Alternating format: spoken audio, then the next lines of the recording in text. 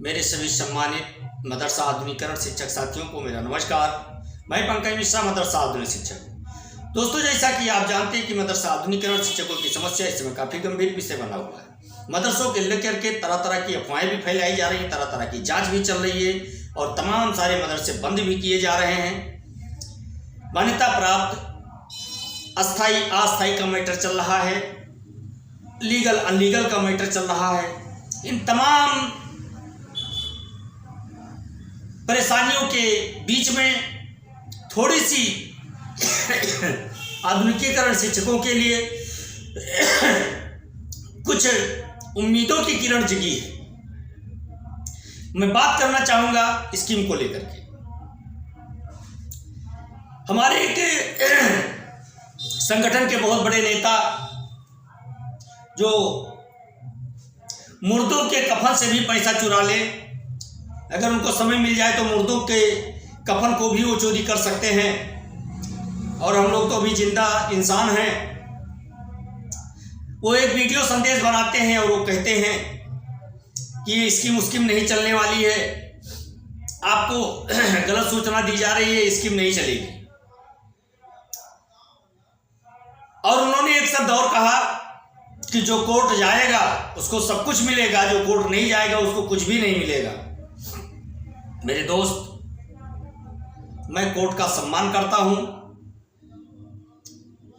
लेकिन उसी के साथ साथ मैं एक सवाल पूछना चाहता हूं महाशय जी से कि जब बकाये को लेकर इन्होंने रिट डलवाया था तो कहा था कि फरवरी मार्च तक पैसा आ जाएगा, 2 महीने के अंदर अंदर हम पेमेंट करवाएंगे।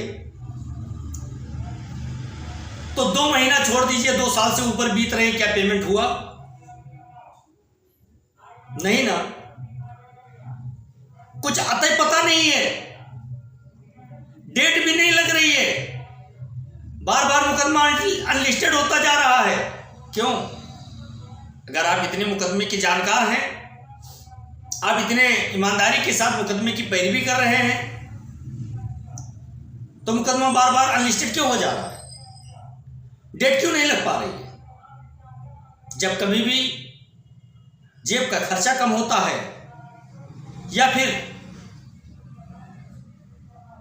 कुछ काम करना होता है तो फिर शिक्षक इनको याद आते हैं। क्यों याद आते हैं? पैसे के लिए। 300, 500, 1000, 2000 इनसे वसूली करेंगे और 2, 4, 6 लाख रुपए वसूल लेंगे। उसके बाद में फिर बैठ जाएंगे, फिर बोल देंगे कि मुकदमा अनलिस्टेड हो गया है और जुगाड़ में लगे हुए हैं, पैरवी कर रहे हैं। वकील साहब ने कहा है कि बहुत जल्द लिस्टेड हो जाएगा और अब की वाली तारीख में आपका फाइनल हो जाएगा, यही कहेंगे। लेकिन होता नहीं है। क्यों नहीं होता? इसका क्या कारण है? मेरे दोस्त, ये शिक्षकों के साथ बहुत बड़ा अन्याय और बहुत बड़ा धोखा कर रहे हैं। आपको मैं बताना चाहूंगा कि आज भी माननीय मुख्यमंत्री जी से माननीय दानिश आजाद अंसारी साहब की मुलाकात हुई है और वो आधुनिकीकरण शिक्षकों के लिए बार बार मुख्यमंत्री जी से मुलाकात कर रहे हैं। और इतना आप मान करके चलिए कि आपकी योजना भी चलेगी, आपका जो केंद्रांश बकाया है वो भी मिलेगा। अब तक मिल गया होता मेरे भाई,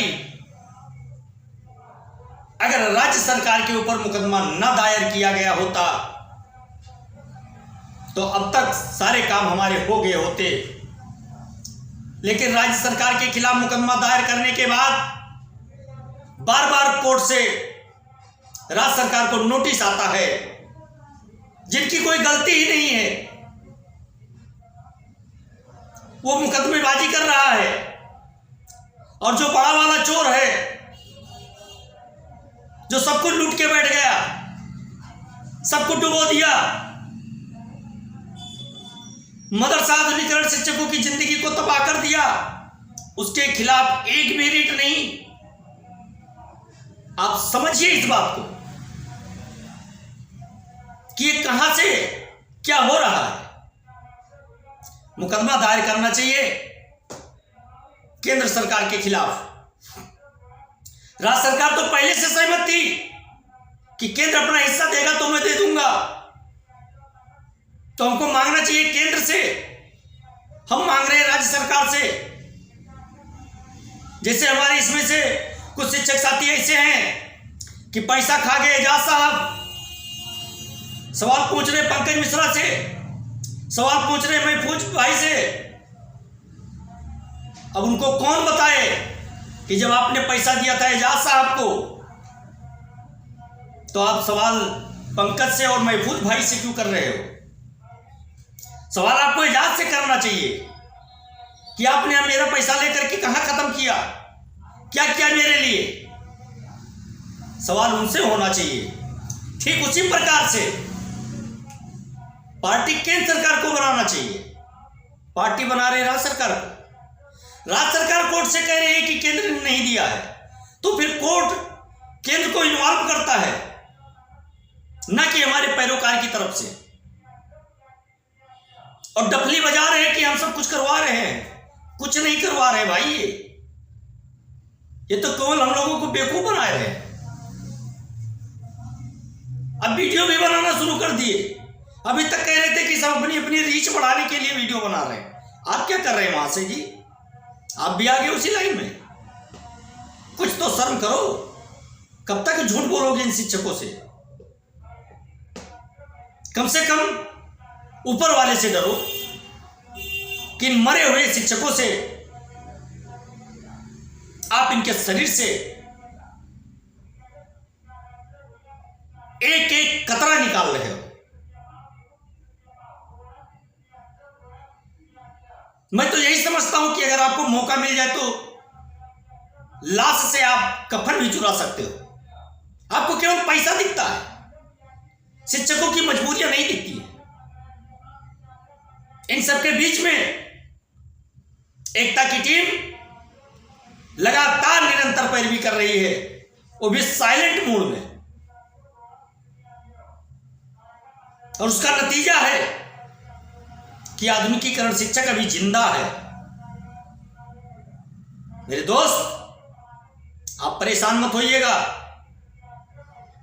आप लोगों को परेशान होने की आवश्यकता नहीं है, क्योंकि एकता की टीम संघर्षवादी है, आशावादी है।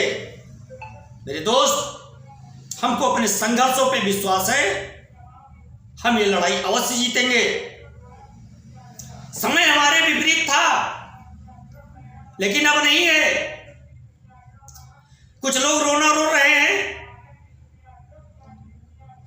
जो मदरसे अवैध रूप से चल रहे थे, बंद हो रहे हैं, जिसमें दुआ ताबीज का सामान मिल रहा है, वो मदरसे बंद किए जा रहे हैं। जिनके पास कागजात नहीं है, वो मदरसे बंद किए जा रहे हैं। उनके लिए बहुत सारे लोगों का सर दर्द कर रहा है।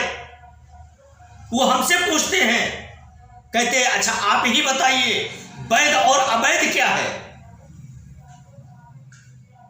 वो हमसे सवाल करते हैं कि आप बताइए कि अवैध मदरसे कौन से हैं। उनके निगाह में इसका मतलब जितने भी मदरसे हैं सब वैध रूप से चल रहे हैं।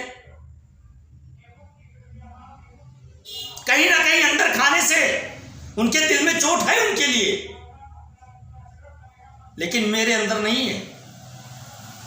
मैं कभी ऐसे लोगों का साथ नहीं दे सकता और ना मैं उनकी बात कर सकता हूं।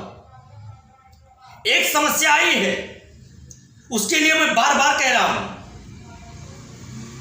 अस्थाई वालों की।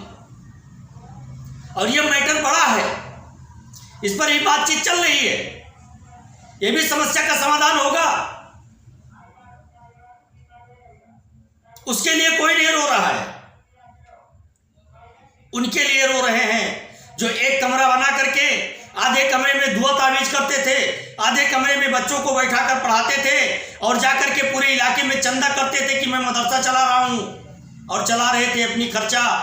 उनके लिए वो रो रहे हैं क्योंकि उन्होंने नाम लिखा रखा था मदरसा, इसलिए उनको तकलीफ हो रही है। अगर मदरसा नहीं लिखा होता तो उनको तकलीफ नहीं होती। लेकिन इन्हीं तकलीफों की वजह से ये 22,000 मदरसा आधुनिकीकरण शिक्षक आज तकलीफ में है। इस बात को समझने का प्रयास करें, लेकिन वो नहीं समझेंगे, क्योंकि उनको एक ही चश्मे का जो लेंस पड़ा हुआ है उसमें एक ही अक्षर दिखाई देता है, मदरसा मदरसा मदरसा।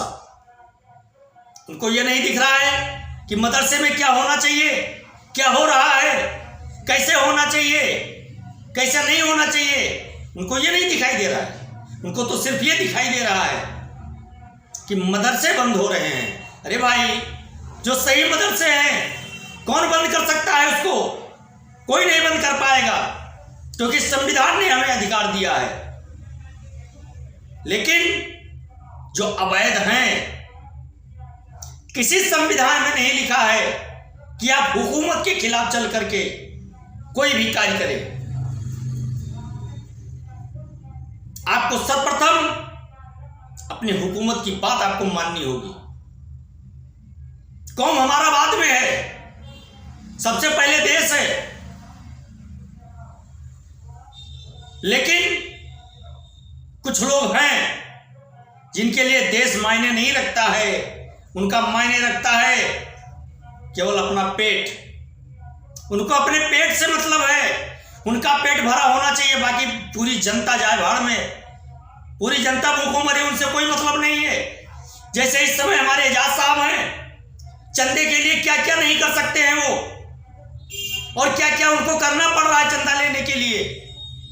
कौन कौन से नए नए आइडिया लेके आते हैं।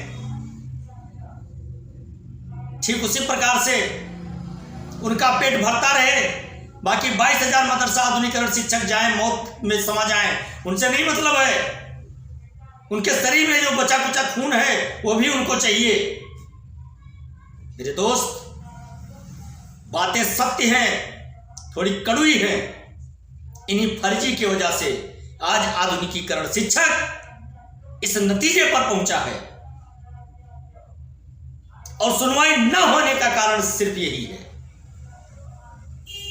अगर कहीं से पैरवी की जाती है, थोड़ा बहुत अगर सूचनाएं मिलती हैं, उस पर भी अटैक होने लगता है। आपको सूचना कहां से मिल गई? आपने देखा होगा कि अभी 2-3 दिन पहले एक लेटर वायरल हुआ है। उसके संबंध में मैं पहले ही बता चुका हूं, आज फिर मैं उसका जिक्र कर देता हूं कि जो एक कमेटी गठित की गई थी, धीरे धीरे करके वो रिपोर्ट जारी हो रही है। मेरे दोस्त, उसमें आपके लिए सारी नियमावली बनाई जा रही है। आपकी योजना कैसे चलेगी, बच्चों को पढ़ाना क्या है, सारा डिटेल उसमें है। जो कमेटी बनाई गई थी, उन्होंने अपना अपना मांग और क्या जरूरत है, उस जरूरत को उसमें बिंदुवार उन्होंने दर्शाया है। मान्यता प्राप्त मदरसे भी हैं और अनुदानित मदरसे भी हैं, दोनों का जिक्र एक में किया गया है। लेकिन हमारे कुछ शिक्षक साथी ऐसे हैं जो मानने को तैयार नहीं है। एक होता है कि पैरों पे कुल्हाड़ी मारना, और वो लोग क्या कर रहे हैं, कुल्हाड़ी पे ही अपना पैर पटक दे रहे हैं। मेरे दोस्त, होशियार रहें। ऐसे बहुरूपियों से, मक्कारों से, दलालों से एकता की टीम बराबर लड़ाई लड़ रही है। आपको सफलता जरूर दिलाएगी, यह मैं आप लोगों को विश्वास दिलाता हूं। आज के लिए बस इतना ही। नमस्कार, जय हिंद, जय भारत, भारत माता की जय।